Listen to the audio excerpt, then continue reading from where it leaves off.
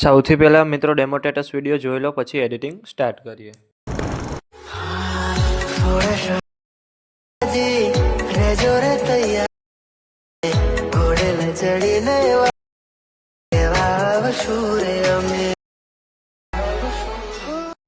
તમે જે પ્રકારનો ડેમો સ્ટેટસ વિડીયો જોયો તે જ પ્રકારનો વિડીયો બનાવતા શીખવવાનો છું, તો વિડીયોને પૂરેપૂરો જોજો.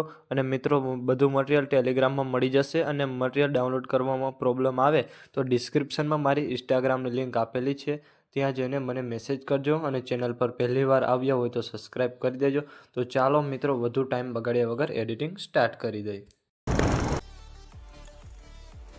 સૌથી પહેલાં મિત્રો, તમારે બીટમાર્ક અને સોંગલેર બંને પ્રોજેક્ટ ડાઉનલોડ કરી લેવાના છે. અને જો તમને ડાઉનલોડ કરતા ન આવડતું તો ડિસ્ક્રિપ્શનની અંદર લિંક આપેલી છે, ત્યાંથી તમે વિડીયો જોઈ લેજો. પછી તમારે બીટમાર્ક પ્રોજેક્ટને ઓપન કરવાનો છે. ઓપન કરશો એટલે તમને આ રીતે કંઈક પ્રોજેક્ટ જોવા મળી રહેશે. પછી તમારે સ્ટાર્ટિંગમાં આવી પ્લસ પર ક્લિક કરવાનું છે. અહીંયાથી મીડિયામાં જવાનું છે. અહીંયાથી મેં તમને જે ફાઇલ આપેલી છે એને તમારે ઓપન કરી લેવાની છે. ત્યાંથી તમારે આ બ્લેક સ્ક્રીન વિડીયોને લઈ લેવાનો છે. અને પછી એ વિડીયો પર ક્લિક કરવાનું છે. અહીંયાથી તમારે મૂવ એન્ડ ટ્રાન્સપોર્ટમાં જવાનું છે. ત્યાંથી તમારે રોટેટ પર ક્લિક કરવાનું છે. અહીંયાથી તમારે -90 ડિગ્રી કરી દેવાની છે. પછી 3 ટપકા પર ક્લિક કરવાનું છે. અને અહીંયાથી તમારે ફિલ કોમ્પ્રેશન એરિયા પર ક્લિક કરી દેવાનું છે. અને અહીંયાથી તમારે બ્લેન્ડિંગ ઓપસિટી પર ક્લિક કરવાનું છે. અહીંયાથી તમારે લાઇટિંગ પર ક્લિક કરવાનું છે. અહીંયાથી તમારે પાછું લાઇટિંગ કરી દેવાનું છે. પછી તમારે પહેલા બીટ માર્કે આવવાનું છે. પહેલા બીટ માર્કે આવવા માટે એરા પર ક્લિક કરવાનું છે, એટલે સીધા આવી જશો પહેલા બીટ માર્કે 6.28. અહીંયાથી આગળનો ભાગ તમારે કટ કરી દેવાનો છે. પછી એ વિડીયોને તમારે સાવ નીચે સોંગની ઉપર રાખી દેવાનો છે. આટલું કર્યા બાદ પછી તમને એક આ ટેક્સ્ટ લખેલું છે, એમાં ફોન્ટ ચેન્જ કરવાનું છે. ચેન્જ કરવા માટે ટેક્સ્ટ પર ક્લિક કરવાનું છે. ત્યાંથી એડિટ ટેક્સ્ટમાં જવાનું છે. ત્યાંથી તમારે KP 151 વાળા ફોન્ટ રાખી દેવાના છે. અને એ ઇમોજીમાં તમારે આઈફોન ઇમોજી રાખી દેવાના છે. પછી પહેલા બીટ માર્ક આવી 6.28 થી પ્લસ પર ક્લિક કરી મીડિયામાં જઈ ત્યાંથી તમારે ફોટો સિલેક્ટ કરવાનો છે. ત્યાંથી પછી તમારે 3 ટપકા પર ક્લિક કરવાનું છે. અને ત્યાંથી તમારે ફેલ કોમ્પ્રેશન એરિયા કરી દેવાનું છે. પછી તમારે એ ફોટાને વિડીયોના એન્ડ સુધી તમારે રાખી દેવાનો છે. અને પછી એ ફોટાને તમારે આ રીતના નીચે લેયરની નીચે રાખી દેવાનો છે. પછી તમારે ફોટા પર ક્લિક કરવાનું છે. ત્યાંથી તમારે મૂવ એન્ડ ટ્રાન્સફોર્મમાં જવાનું છે. ત્યાંથી તમારે એરા પર ક્લિક કરવાનું છે. અને ત્યાંથી તમારે સાઈઝ નાની મોટી કરી દેવાની છે.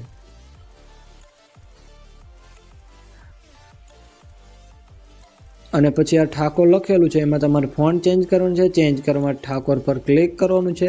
ત્યાંથી એડિટ ટેક્સ્ટમાં જવાનું છે. અને ત્યાંથી તમારે આ ફોન્ટ રાખી દેવાના છે. પછી આ છોરું લખેલું એના પર ક્લિક કરવાનું છે. ત્યાંથી એડિટ ટેક્સ્ટમાં જઈ ત્યાંથી તમારે આ ફોન્ટ રાખી દેવાના છે. અને બધા ફોન્ટ તમને મારા ઓલ મટીરિયલની અંદર મળી રહે છે. પછી બહાર નીકળી જવાનું છે અને સીધું આવી જવાનું છે સોંગલેર પ્રોજેક્ટની અંદર.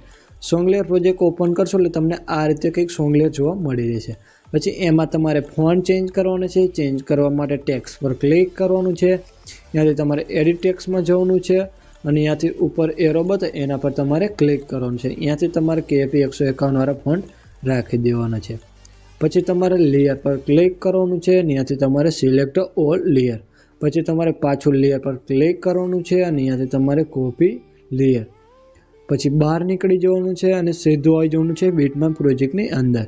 પછી તમારે પહેલા બીટ માર્કે આવવાનું છે. પહેલા બીટ માર્કે આવવા માટે એરા પર ક્લિક કરશો એટલે સીધા આવી જશો 6.28 પહેલા બીટ માર્કે. ત્યાંથી લેયર પર ક્લિક કરવાનું છે. અને ત્યાંથી તમારે પેસ્ટ લેયર. પછી તમારે પ્લસ પર ક્લિક કરવાનું છે. મીડિયામાં જવાનું છે. ત્યાંથી તમારે આ બ્લેક સ્ક્રીન વિડીયો લઈ લેવાનો છે. પછી એ વિડીયો પર ક્લિક કરવાનું છે. ત્યાંથી તમારે બ્લેન્ડિંગ ઓપસિટી પર ક્લિક કરવાનું છે. ત્યાંથી તમારે લાઇટિંગમાં જવાનું છે. અને ત્યાંથી તમારે પાછું લાઇટિંગ કરી દેવાનું છે. પછી વિડીયોના એન્ડમાં આવી જવાનું છે. જે વધારાનો ભાગ છે એને તમારે કટ કરી દેવાનો છે. પછી તમે નીચે આવશો એટલે તમને એક ઇફેક્ટવાળું ગ્રુપ જોવા મળશે. એ ઇફેક્ટવાળા ગ્રુપ પર ક્લિક કરી અને તમારે આ રીતના ઉપર લઈ લેવાનું છે. પછી એ ગ્રુપ પર ક્લિક કરવાનું છે. અને ત્યાંથી તમારે 3 ટપકા પર ક્લિક કરવાનું છે. અને ત્યાંથી તમારે અનગ્રુપ કરી દેવાનું છે.